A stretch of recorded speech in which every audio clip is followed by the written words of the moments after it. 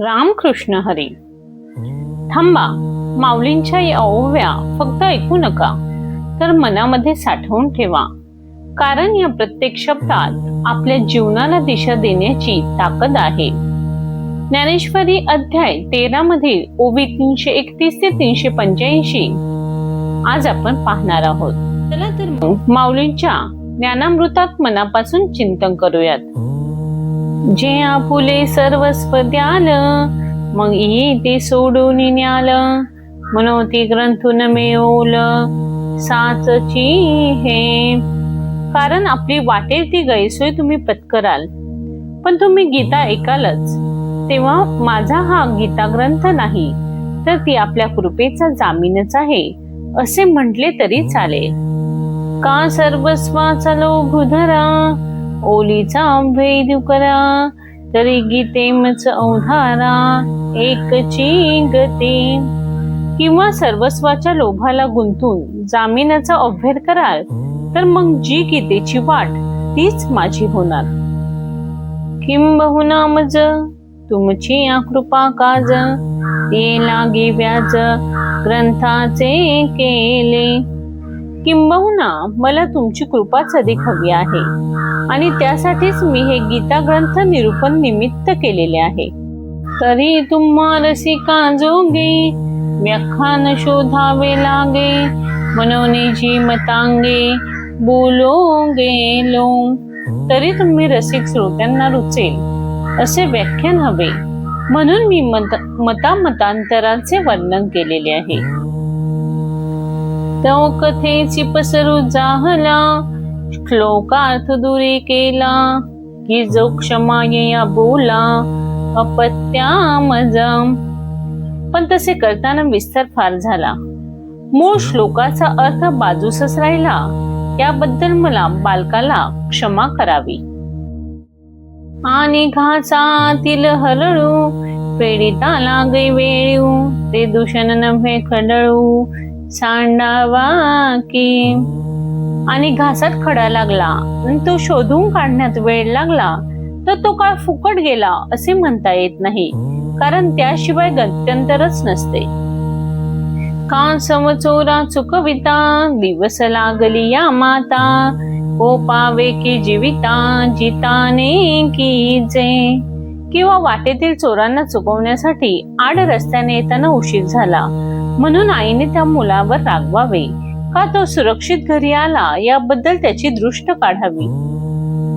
परी यावरील हे नव्हे, तुम्ही उपसाहिले तेची बरवे. आता उधारी जो देवे, बोलिले से. पण हा विषय आता इथे संपवू. तुम्ही क्षमा केलीच आहे, फार उपकार आहेत, आता ऐका, देव असे म्हणाले. तरी ज्ञान गाते येथे, ओळख तू निरुते. आक्रोशी बिन जेथे क्षमा असे. तर जेथे सहज चरफडल्याशिवाय क्षमा असेल, तेथे ज्ञान आहे हे तू पक्के समज. अगाध सरोवरी, कमळीनी जी आपरी. का सदैवाची घरी, संपत्ती जैसी. फार खोल तळ्यात जशी कमलिनी असतात, किंवा भाग्यवानाच्या घरी लक्ष्मी जशी वास करते. पार्थतेने पाडे, क्षमा जया ते वाढे. तेही लक्ष ते पुढे, लक्षण सांगो.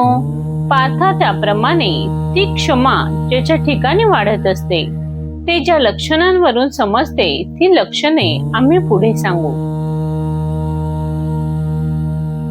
तरी पडी अंते लेने, अंगी भाव जेने. दर्जे ते विसाहाने, सर्वची जया. आवडता अलंकार ज्या भावनेने अंगावरती घालतो, त्याच भावनेने जे मिळेल ते आनंदाने आपण सहन करतो. त्रिविध मुख्य आगवे, उपद्रवांचे मेळावे. वरी पडली नव्हे वाकुंडा जो. दुःखाचे मुख्य 3 प्रकार आहे: आध्यात्मिक, अधिदैविक आणि अधिभौतिक ताप. यातील कोणताही भोगाला तरी तो कष्टी होत नाही. अपेक्षित पावे, ते जेणे दोषी मानवे. अनपेक्षिता ही करवे तोची मानू.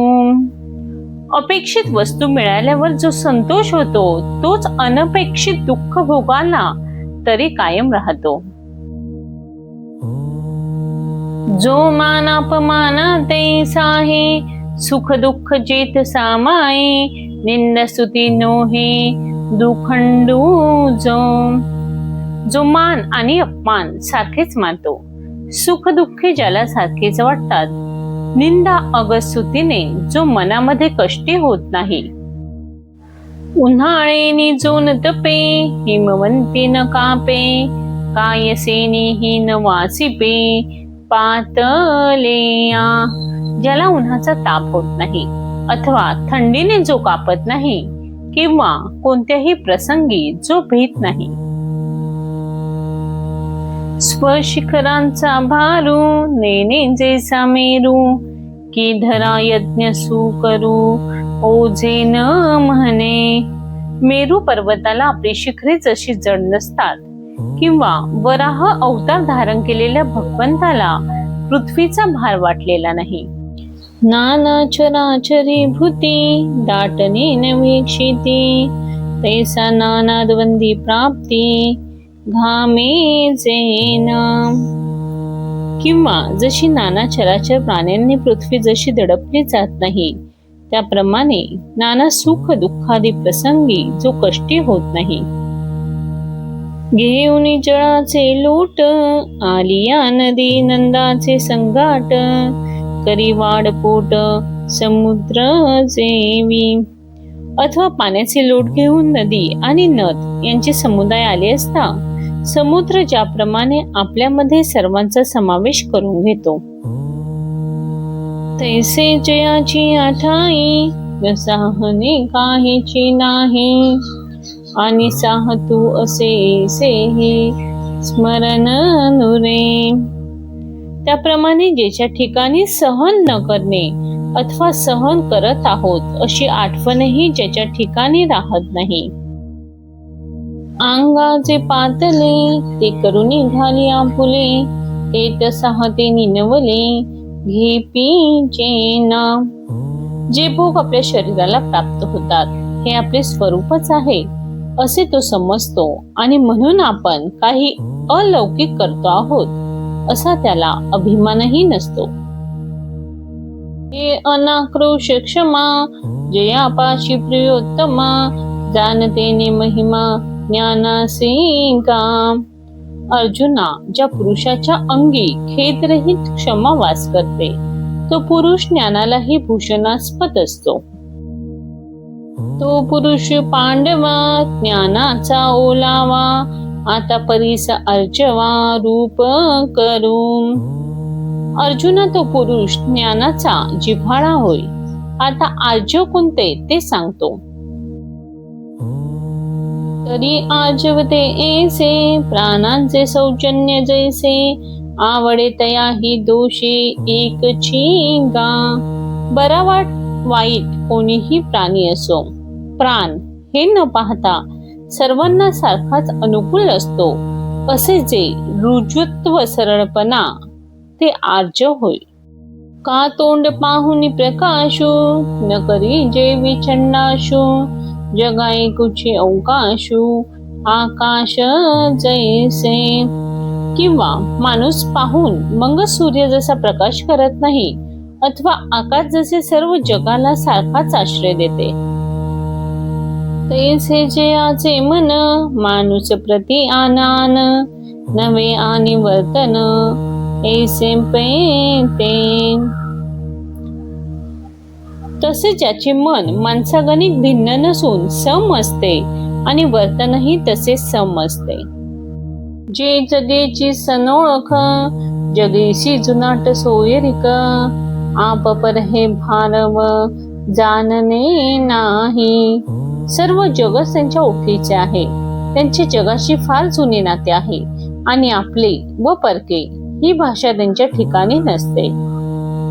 हलतेने सिमेळू पाणी ऐसा डाळू, कवने बिखी आडळू ने घे चित्त.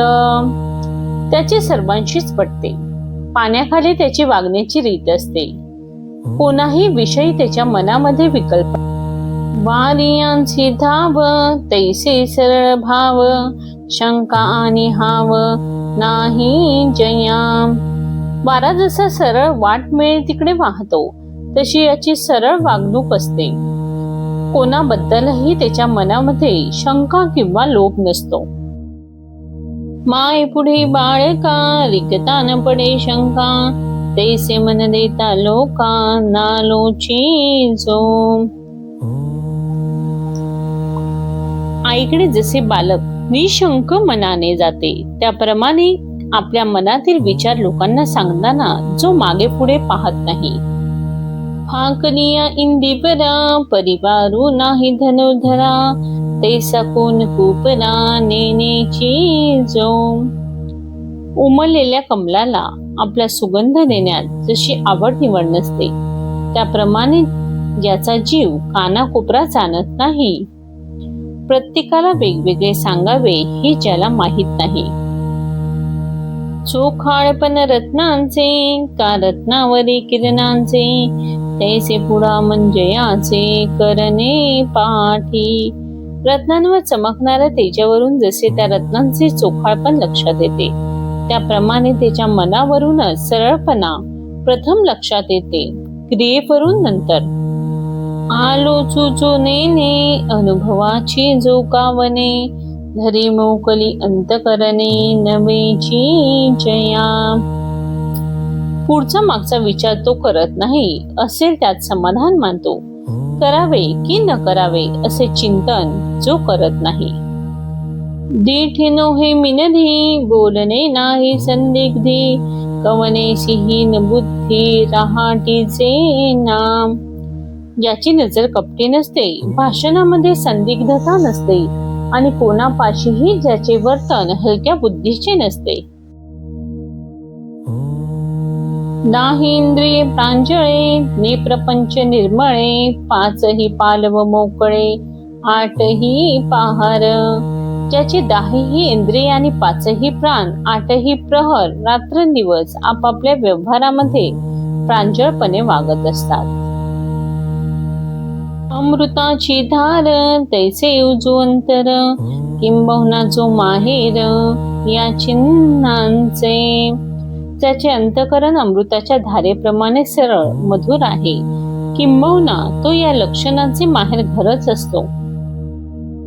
तो पुरुष सुभटा अर्जवाचा अंगवटा, जाणते तेचे घरडा ज्ञाने केला. हे अर्जुना, तो पुरुष म्हणजे अर्जवाची मूर्ती समजवा आणि त्याचा देह हे ज्ञानाचे घरटेच होय. आता येयावरी गुरु भक्तीची परी, सांगो अवधारी चतुर्नाथा. हे कुशल बुद्धी अर्जुना, आता यापुढे गुरु भक्तीचे प्रकार सांगतो, लक्ष असू दे. आघवियाचे दैवा जन्मभूमी हे सेवा, जे ब्रह्म करी जीवा शोचातेहि.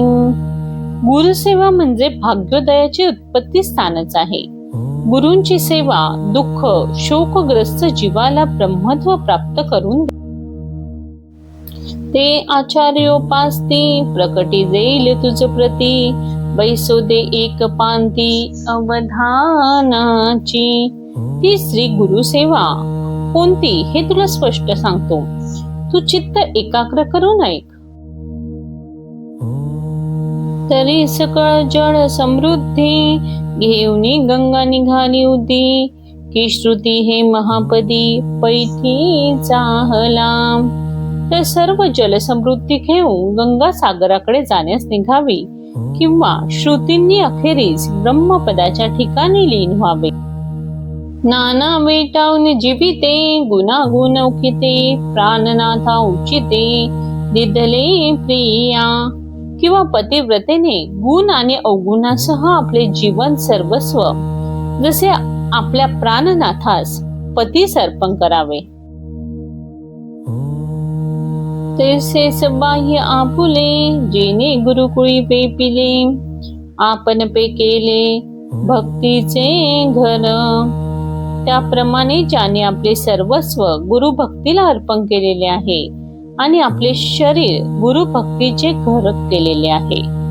गुरु गृह जय देशी, तो देशु छुवसे मानसी. विरहिणी का जैसी वल्लभाते. विरहिणी पतिव्रता जसे नित्य पतीचे चिंतन करते, त्याप्रमाणे श्री गुरु जेथे वास करतात ते स्थानच त्याच्या चित्तामध्ये अखंडपणे राहते. ती येत सेवारा, देखुनी धावे सामोरा. आडपडे म्हणे घरा, बीजे कियो.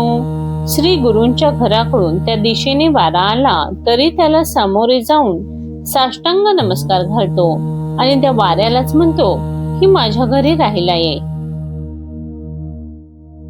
साचा प्रेमाची आंबुली, तया दिशेची आवडे गोली. जीव थानापती करो निघानी, गुरु गृही जो.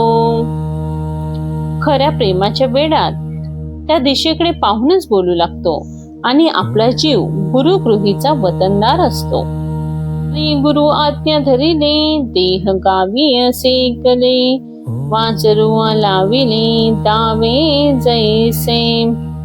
वासराला दाव्याला बांधल्याने ते जरी गोठ्यात बांधले तरी त्याचे लक्ष जसे मातेकडे असते, तसे गुरुच्या आज्ञेने त्याचा देह जरी आपल्या गावीच असला. म्हणे की हे बिरडे फिटेल, तो स्वामी भेटेल. युगाहून वडील निमिष मानी. तरी असे म्हणत असतो की श्री गुरु मला केव्हा आज्ञा देतील आणि त्यांची आणि माझी केव्हा गाठ पडेल. एक एक क्षण त्याला युगासारखा वाटत असतो. ऐसिया गुरुग्रामीचे आले, का स्वये गुरूंनीच धाडिले. तरी गतायुष्या जोडले, आयुष्य जैसे. अशा वेळी जर श्री गुरूंच्या गावाहून कोणी आले, अगर श्री गुरूंनी स्वतः कोणास पाठवले असेल तर मागील आयुष्याला जसे जीवदान मिळावे. का सुखतया अंकुरावरी पडलिया पीयूषधारा. नाना अल्पोदकींचा सागरा आला मासा. किंवा सुकू लागलेल्या अंकुरावर अमृताचा वर्षाव व्हावा, अथवा डबक्यातील माशाला जशी समुद्राची भेट व्हावी. ना तरी रंके निधान देखिले, का आंधळिया डोळे उघडले. भनंगाची अंगाले इंद्रपद. अथवा एखाद्या दरिद्री माणसाला ठेवा सापडावा, किंवा आंधळ्याला दृष्टी यावी, किंवा एखाद्या भनंग भिकाऱ्याला इंद्रपद मिळावे. तैसे गुरुकुळाचे निनावे, महासुखे अति थोरावे. जे कोडेही पोटाळावे, आकाश काम. त्याप्रमाणे गुरुकुळाचे कोणी नुसते नाव घेतले तरी त्याला अत्यंत आनंद होतो आणि आकाशाला हे कौतुकाने कवटाळू शकेल इतका तो थोर होतो, मोठा होतो.